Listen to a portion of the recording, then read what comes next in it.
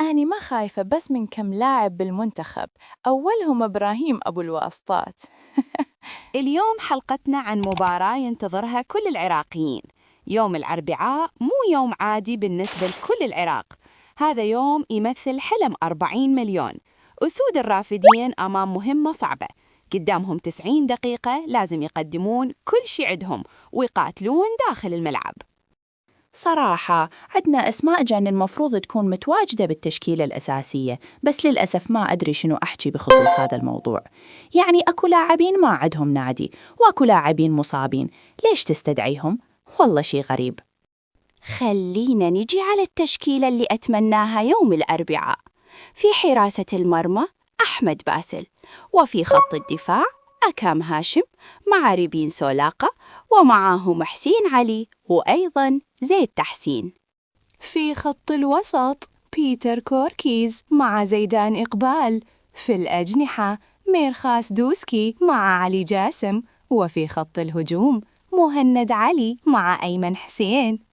وشغلة مهمة كلش، لازم ما ندخل المباراة وإحنا خايفين ونرجع ندافع، هذا شي كارثة إذا صار.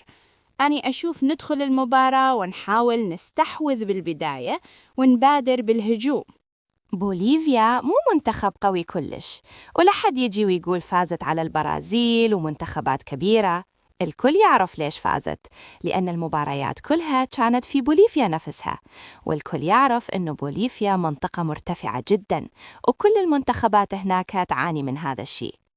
أنا ما أقلل من الخصم، بالعكس بوليفيا عندهم هجوم قوي، وخصوصاً عندهم تحولات سريعة ومرتدات خطرة.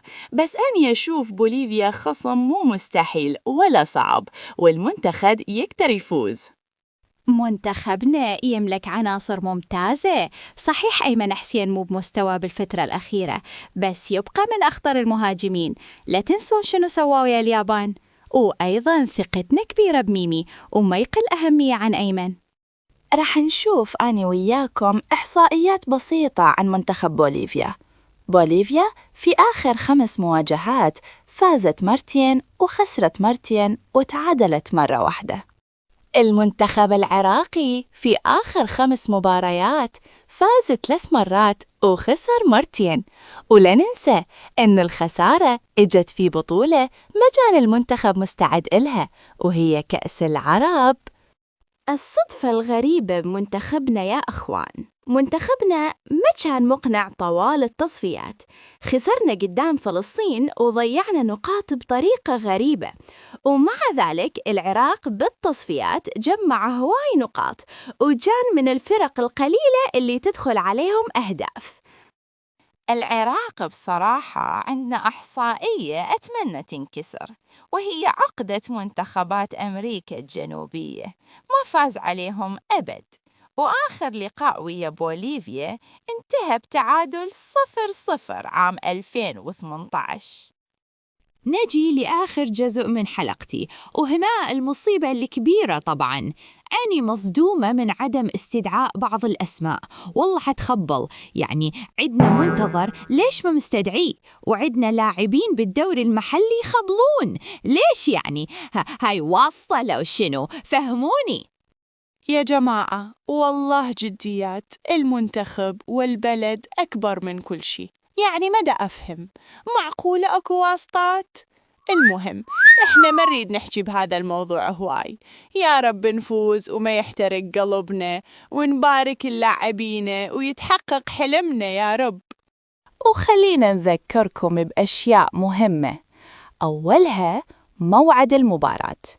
المباراة يوم الأربعاء، طبعاً الساعة 6 صباحاً في المكسيك على ملعب مونتيري، وحسب ما سمعت راح يتواجد بيها عراقيين، وأيضاً شكراً للشعب في المكسيك على المساندة والدعم. راح يكون معلق المباراة طبعاً سعيد الكعبي. وخلينا نذكركم بأشياء مهمة، أولها موعد المباراة، وبخصوص القنوات الناقلة فهي قنوات بي ان سبورتس المشفرة أكيد. أما حكم المباراة راح يكون إيفان بارتون. وفي النهاية التوفيق إن شاء الله لمنتخبنا، ويا رب تكون فرحة يوم الأربعاء تسعد الشعب العراقي. كل الحب والدعم للمنتخب، وألتقي بكم بفيديو آخر يوم الخميس. لا تنسون، ويا رب نفرح سوا بإنجاز طال انتظاره. ولا تنسون تشتركون وتدعموني، قناتي جديدة ومحتاجة هذا الدعم حتى أستمر.